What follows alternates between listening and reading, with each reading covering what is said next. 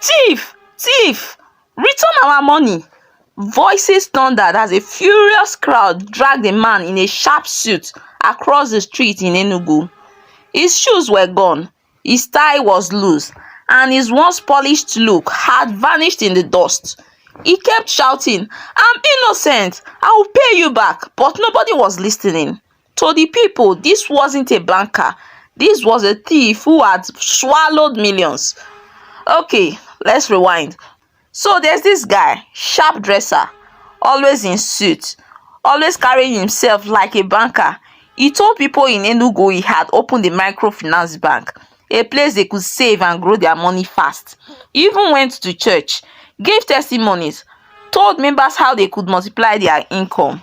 At first, people believed him. Some brought 10,000, some brought millions. But one day, when they went to withdraw their money, the bank doors were shut. No staff, no money. Over 90 million gone. What nobody knew, his name was Richard, and he was never licensed to run any bank. So now we go back. We rewind to the whole thing. Let me tell you how it all began. How people trusted, how the lie grew teeth. There was nothing special about Richard's face. He was not flashy in a noisy way. He wore good suits. He spoke calm. He smiled and made eye contact. He smelled like office cologne. He drove a decent car in town. That alone gave him an edge. People listened. He started small. He did the things a man building trust does. He gave free seminars at the church hall. He stood up during after-service testimonials and said, "I grew my savings. You can too." He told stories about small farmers who doubled yields. He pointed at his watch and said, "Time is money." He prayed publicly the way people who want trust do. Long voice, firm hand on chest, a promise that God will bless the honest. A lot of the early victims were church people. That's the ugly truth. People trust their church. They trust testimony from the pulpit. Richard used that. He didn't have to shout. He asked quietly. "I can help you grow your money," he would say after service. After people had gotten up and hugged, "Bring your money. I will keep it safe. 99 days, you will see your money back plus profit." He brought out a folder one Sunday. Inside were sheets that looked official. There was a certificate framed in polished wood, a printed letter that talked about Sunrise Trust Cooperative. There were glossy leaflets offering returns that sounded almost impossible. High interest, fixed returns guaranteed. Words that make a tired man dream. People started bringing money. At first, it was small amounts. 10,000 here, 50,000 there. A teacher put in the equivalent of 3 months' pay. A market woman put in her store savings. A pastor friend introduced him to Dickens. The story moved by word of mouth. "My money came back," one person said. "He paid the interest," said another. The first payments were real, or they were made to appear real. That's what trusts do. They pay a little to make the next people put in more. Richard opened a small office. It looked official. A glass door, a small desk, a branded sign. He hired a woman as receptionist. She wore a badge. She seemed earnest. There was a ledger book on the table. A visitor would walk in and think, "Okay, this is a proper place." The sign said Sunrise Trust Cooperative. It sounded like a cooperative. It sounded like a bank. He made a point of being visible. He attended funerals of people who invested. He went to naming ceremonies. He sat in the same church seats. He ate at the same joints. He smiled at everyone who came by. He called early investors to say, "You will get your returns next week." He reassured them when markets dipped and when the police presence sometimes came near his office. He sounded like a man who had everything under control. Then the promises grew. The days when the first small returns were sent, people started to believe in big things. A few people were allowed to witdraw early. Those withdrawals were staged to build trust. The money came out in neat envelopes. The recipient would hold the envelope up and show people. They would say, "Look at this, Sunrise Trust paid me." You want spread, but this is how a Ponzi thing works. You pay a few, you take more from new people. You use new money to pay old money. That's the miracle that fools everyone at first. And it fools even those who ought to know better. Because the numbers sound real when the cash is in hand. He had a method. He used a normal bank account, not Sunrise Trust real bank account, a regular commercial bank account. People deposited into that account. Sometimes it was cash, sometimes it was transfers. Receipts got printed. The receipts looked neat. The receipts were proof that the money was in place. People posted their receipts in WhatsApp groups. "We are building something," they wrote. There were photos of suits and tie men with thumbs up. There were short videos of the business premises.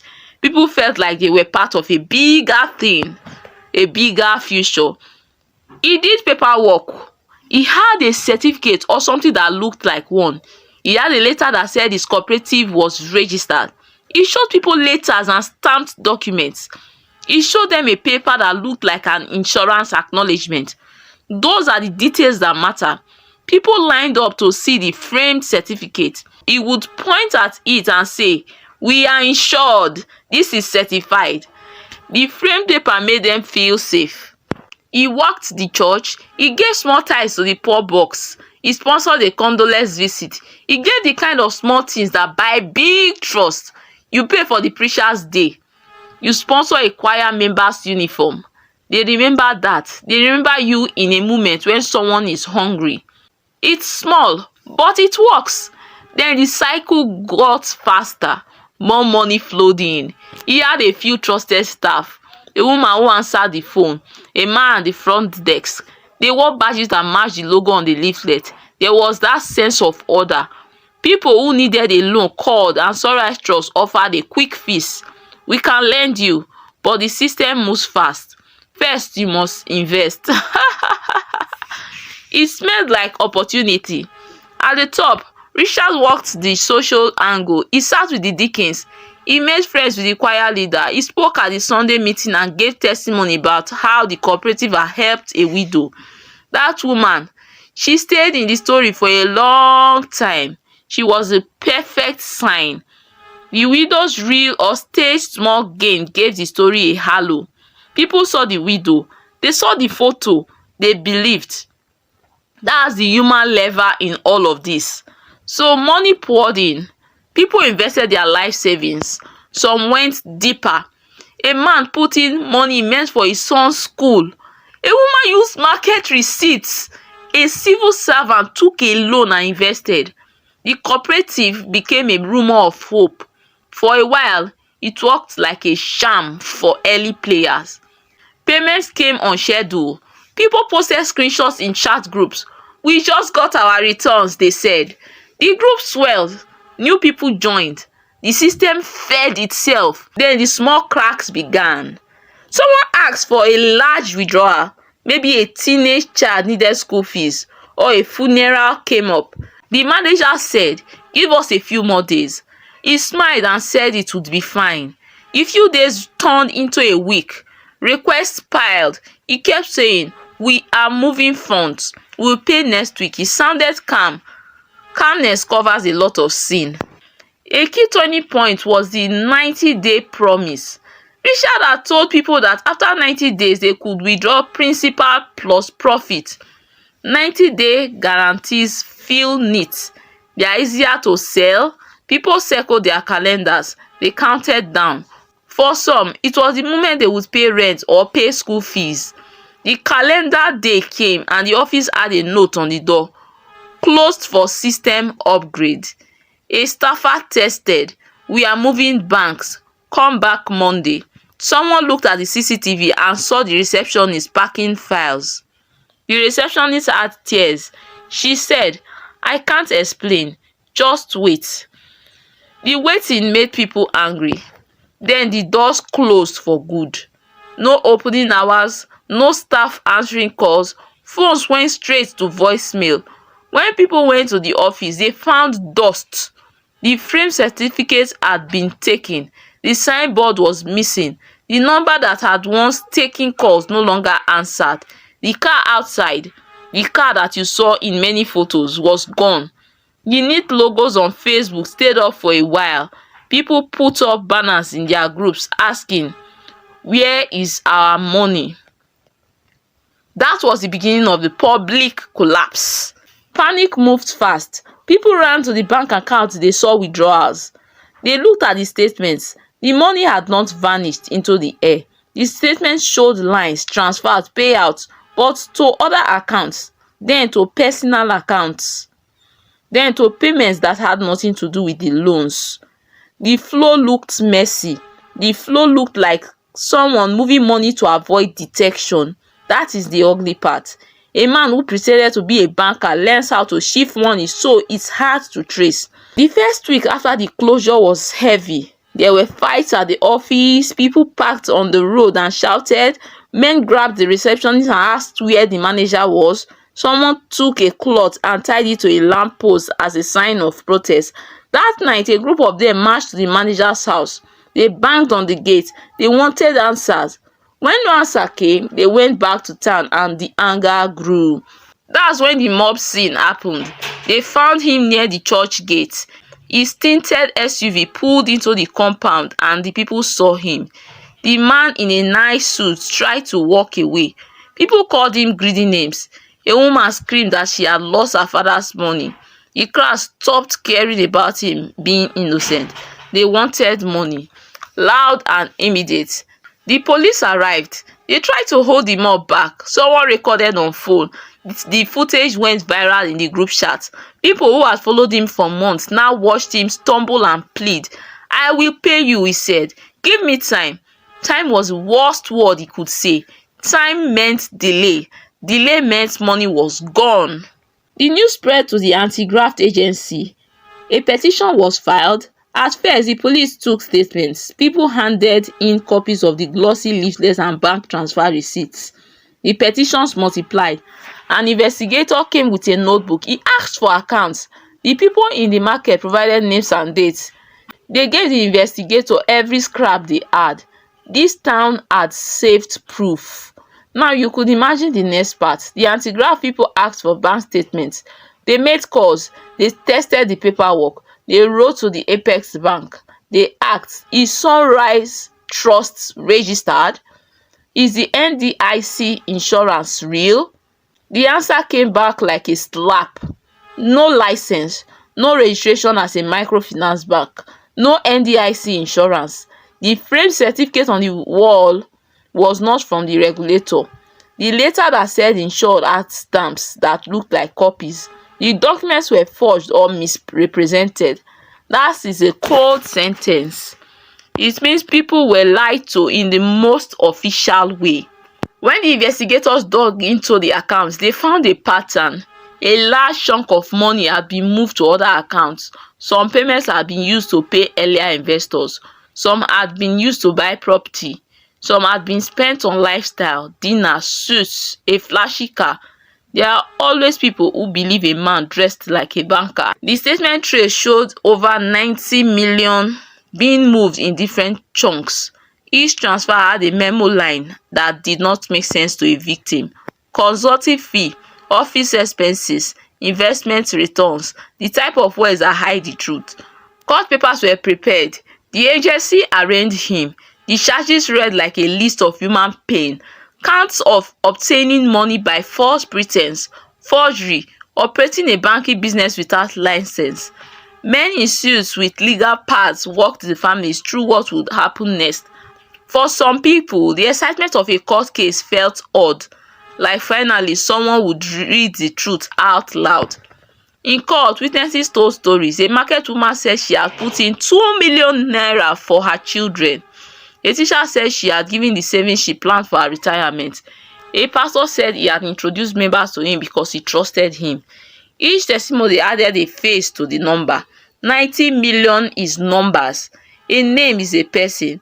The testimonies turned numbers back into living people. The investigator described the bank movement. He showed the account pages. He had bank statements that matched the victim's receipts. He had letters from the regulator that said Sunrise Trust was not licensed. He had a response from the deposit insurer that said the cooperative was not insured. The paper trail was sharp. It cut through the denials. Richard stood there in court. He answered in the same smooth voice he had used in his church hall. He said he was innocent. He said people had misread contracts. He said he had tried to secure funds to pay them. He said he had plans. People in the gallery spat. Some cried. The judge listened. The judge wrote notes. The air in the court smelled like coffee and old paper. What followed was a long process. There were adjournments, lawyers asked for time, there were motions and counter motions. Sometimes the case sat in black folders while lives waited. In the waiting, some families tried to rebuild. They borrowed from neighbors. They took extra jobs. The market woman returned to the store but with less stock. The teacher found part-time work. That's the way this country moves. People patch work together. There were also moments of mercy. A few early investors who had received payouts offered to help trace funds. They cooperated with investigators. A brave few gave statements and signed their names under pain. They made lists of names they had seen in group chats. That chain of names made it easier for investigators to link accounts. The case made headlines for a while. The name Sunrise Trust spread like a warning. People in town 2 hours away called to ask if they had dealings with the man. Several petitions were sent to the regulator asking for better checks on cooperative societies.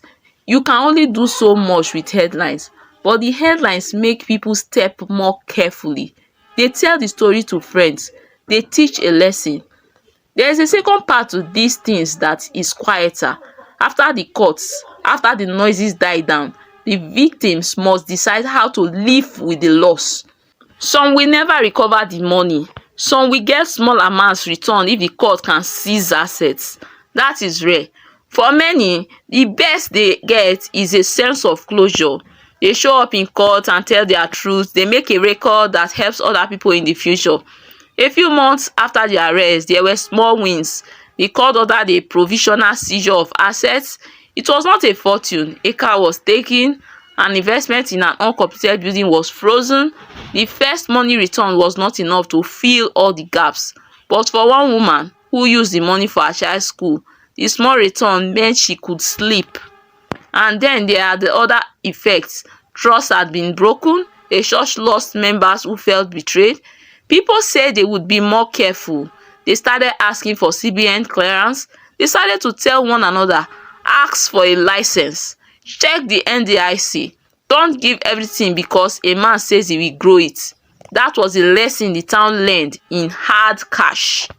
As for Richard, his story continued in court for months. He pleaded not guilty. He hired lawyers.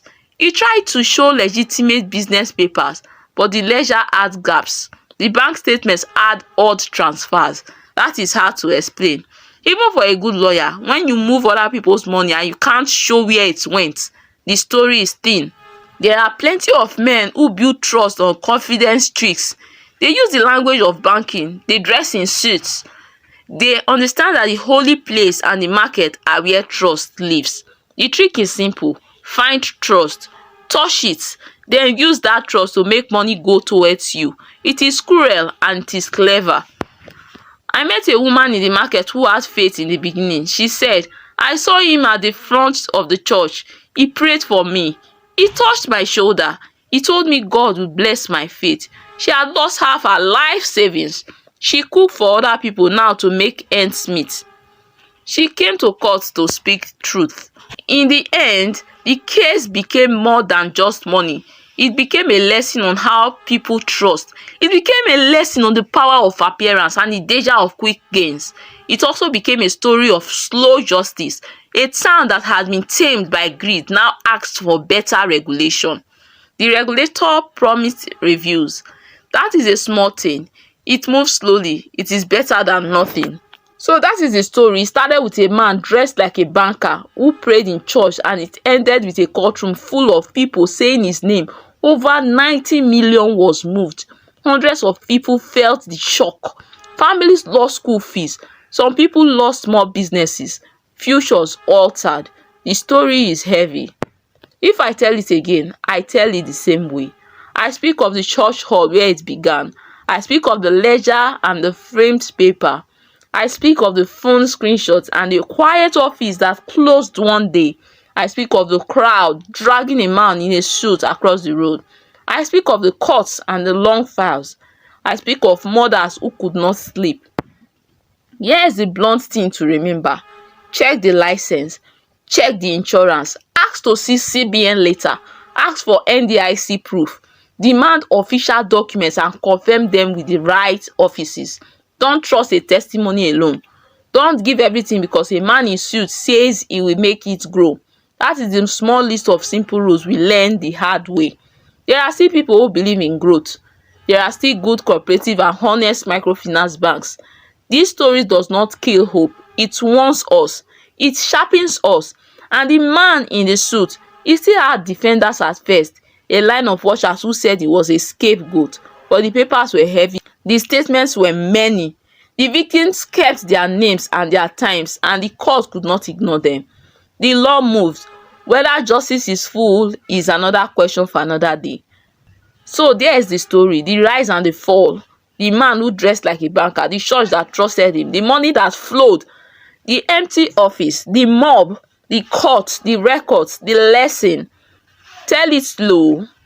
Tell it like you tell a friend on the roadside. Keep your voice low and steady. Let the listener imagine the faces, the envelopes, the long nights at the market.